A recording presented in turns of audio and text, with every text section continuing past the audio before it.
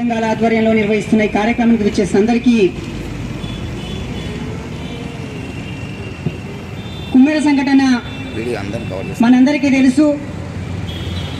ఈ దేశంలో కులం ఎక్కడుంది అని అడిగేటువంటి వాళ్లకు కుమ్మెర చూపిస్తే సరిపోతుందేమో.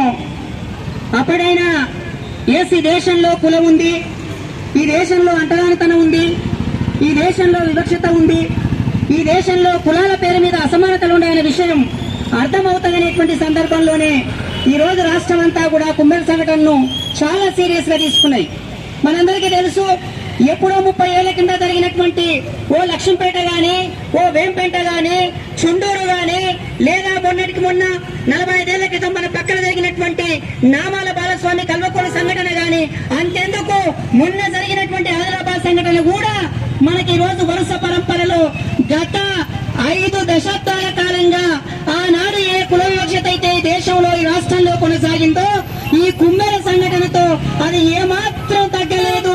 రూపు మార్చుకొని ఈ బహుజనుల మీద వివక్ష కొనసాగుతుంది అని మనకు అర్థమవుతా ఉన్నది. కులాలకు అతీతంగా, మతాలకు అతీతంగా ఈ రాష్ట్రంలో, ఈ దేశంలో ఎక్కడ ఏ వివక్ష జరిగినా ఖండించే దాంట్లో బహుజనవాదులుగా మేమంతా ఎప్పుడు ముందు వరుసలో ఉన్నాం. కానీ ఒక సంఘటన చటాన్పల్లి దగ్గర జరిగితే ఏ రకమైన విచారణ లేదు, ఏ రకమైనటువంటి ఆందోళన లేవు, ఏవి లేకుండానే పోలీసులు చట్టాన్ని తమ చేతుల్లోకి తీసుకుని నలుగురిని ఎన్కౌంటర్ చేసిన మీరు ఈ రోజు రాష్ట్రమంతా ఒక్కటయ్యి కుమ్మెరకొచ్చి ప్రతిపక్ష పార్టీలు, బీసీ సంఘాలు, ప్రజా సంఘాలు, బహుజన నాయకులు, ఉపాధ్యాయ సంఘాలు ఏకమై మొత్తం భారతదేశమంతా కూడా కుమ్మెర వైపు చూస్తున్నా అరెస్టు చేయడంలో ఈ రోజు ఏమి ఇబ్బంది మీకు అని చెప్పి ఈ సందర్భంగా అడుగుతా ఉన్నాం. చాలా విచిత్రమైన సంఘటన చెప్తున్నారు. ఒక్కొక్కరు ఒక స్టేట్మెంట్ ఇస్తారు. డిఎస్పీ గారు అప్పుడే ఒక స్టేట్మెంట్ ఇస్తారు, సిఐ గారు అప్పుడే ఒక స్టేట్మెంట్ ఇస్తారు, ఆర్టీఓ గారు వస్తారు, మాకు సమాచారం లేదండి అంటారు, ఇంకొకరు వస్తారు, మాకు ఆదేశాలు రాలేదండి అంటారు, తహసీల్దార్ గారు అంటారు, అసలు నాకు విషయమే తెలియదండి అంటారు. చాలా ఆశ్చర్యం. ఫిబ్రవరి 18వ తేదీ రోజు సంఘటన జరిగి పాప 21వ తేదీ రోజు చనిపోతే 3 రోజులు ఆ పాపను చేతిలో పెట్టుకుని ఆ ప్రాంతం అంతా, ఆ మండలం అంతా పోలీస్ స్టేషన్ చుట్టూ తిరిగితే మండల మెజిస్ట్రేట్ కు సమాచారం లేదంటే, జిల్లా రెవెన్యూ డివిజన్ ఆఫీసర్ కు సమాచారం లేదంటే అసలు ఎక్కడ ఉన్నాం? మనం డెమోక్రసీలోనే ఉన్నామా? సోషల్ మీడియా ఇంత అద్భుతంగా పనిచేస్తున్న ఈ కాలంలో అధికారులు మాకు తెలియదండి అని మాట్లాడుతున్నారంటే ఎవరిని మోసం చేస్తున్నారు? అసలు ఎక్కడ నమ్మాలి మిమ్మల్ని? ఈ సందర్భంగా ఈ వేదిక నుంచి గౌరవ ముఖ్యమంత్రి గారిని మేము ఒకటి అడుగుతా ఉన్నాం. సార్, మీరు ఈ రాష్ట్రానికి హోంశాఖ మంత్రులు, ఈ ప్రాంతం వారు, పాలమూరు మట్టి బిడ్డ మీరు. ఈ ప్రాంతం నుంచి ముఖ్యమంత్రి అయినప్పుడు పార్టీలకు అతీతంగా, కులాలకు అతీతంగా, భావజాలానికి అతీతంగా మిమ్మల్ని స్వాగతించినాం. మా మట్టి బిడ్డ ముఖ్యమంత్రి అయిండు, ఈ ప్రాంతం నుంచి వెళ్ళిండు. ఈ ఉమ్మడి పాలమూరు జిల్లాలో ఇంకొక ఏ వివక్ష జరగదు, ఏ అంటరానితనం ఉండదు, దళితుల మీద దాడులు ఉండవు, బహుజనుల మీద వివక్షత ఉండదు. ఈ రాష్ట్రంలో ప్రత్యేకించి పాలమూరులో ప్రజలందరూ కూడా తలెత్తుకొని జీవించే పరిస్థితులు వస్తాయని మేము ఆశపడ్డాం.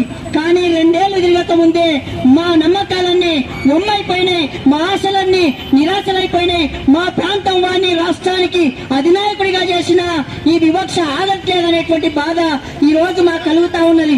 అందుకే ఈ సందర్భంగా మీకు మేము విజ్ఞప్తి చేస్తా ఉన్నాం. ఇప్పటికి కూడా దయచేసి మీ సొంత గ్రామానికి సరిగ్గా 40 కిలోమీటర్ల దూరంలో ఉన్న కుమ్మెర గ్రామంలో ఈ వెనుక చాలా జాగ్రత్తగా ఆలోచన చేస్తే ఇదేదో కాకతాళీయంగా జరిగింది, ఆవేశంలో జరిగింది, చెయ్యి తాకితే బిడ్డ కింద పడ్డది, కాలు తాకితే చనిపోయింది అని కాకమ్మ కథలు, పిట్ట కథలు చెప్తా ఉన్నారు. కానీ చాలా స్పష్టంగా డెలిబరేట్ గా స్థానిక గ్రామ పంచాయతీ ఎన్నికలలో అక్కడ గెలిచినటువంటి తుకారాం రెడ్డి అనే సర్పంచ్ కి ఆ రజక కుటుంబం ఓటెయ్యలేదనే కక్షతోన ఈ రోజు నువ్వు గుళ్ళోకి రానియకుండా, దేవుణ్ణి మొక్కనియకుండా, దేవుణ్ణి మొక్కాలని 2 ఏళ్లు నిండిన ఆ పసిపాపను దేవుని దర్శనం చేయించాలని లోపలికి వెళ్తే 100 రూపాయలు ఇవ్వమని అడిగి అప్పటి కూడా ఇవ్వడానికి సిద్ధమైతే కూడా నువ్వు దారుణంగా కాలుతో తొక్కి తన్ని హింసించడం, చంపడం అయితే ఎంత ఘోరమైన సంఘటనో మనం అర్థం చేసుకోవచ్చు.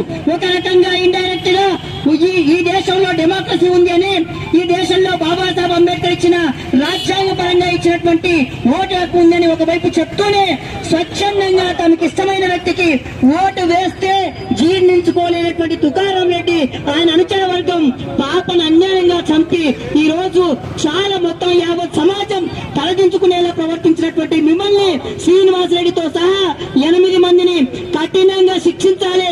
వెంటనే అరెస్ట్ చేసి కఠినంగా శిక్షించడం కాదు, మిగతా వాళ్ళ మీద అటెంప్టివ్ మర్డర్ పెట్టి చంపినటువంటి శ్రీనివాస్ రెడ్డి మీద మర్డర్ కేసు పెట్టి జైల్లో పెట్టాలి. లేదంటే ఈ ఆందోళనలు ఈ రాష్ట్ర వ్యాప్తమే కాదు, ఈ దేశం దాటిచ్చి గతంలో ఎట్లయితే ఒక దగ్గర జరిగిన వివక్షను డర్బన్ లో ఉన్నటువంటి అంతర్జాతీయ సదస్సుకి ఎట్లయితే తీసుకెళ్లాయో ఇక్కడ ఉన్న దళిత బహుజన సంఘాలు రేపు అదే చేస్తాయి. కుమ్మర సంఘటనలో పాప కుటుంబానికి న్యాయం జరగకపోతే ఎంత దూరమైన సమస్యలు తీసుకెళ్లడానికి ఉపాధ్యాయ లోకం, బహుజన లోకం, మేధావి లోకం ముందుంటుందని తెలియజేస్తూ మరొక్కసారి ఈ నష్టానికి, ఈ చర్యకు ప్రత్యక్షంగా పరోక్షంగా ఎవరు కారకులైనా వారెవరైనా కావచ్చు, అధికారులు, అనధికారులు, పోలీసు వర్గం ఎవరైనా కానీ వాళ్ళని కూడా చట్ట పరిధిలో శిక్షించాలని చెప్పేసి ఈ సందర్భంగా డిమాండ్ చేస్తూ ఆ పాప కుటుంబానికి యావత్ తెలంగాణ సమాజం సంపూర్ణ మద్దతు ప్రకటిస్తున్నట్టుగా తెలియజేస్తా ఉన్నా. Thank you very much. మిత్రులు కిరణ్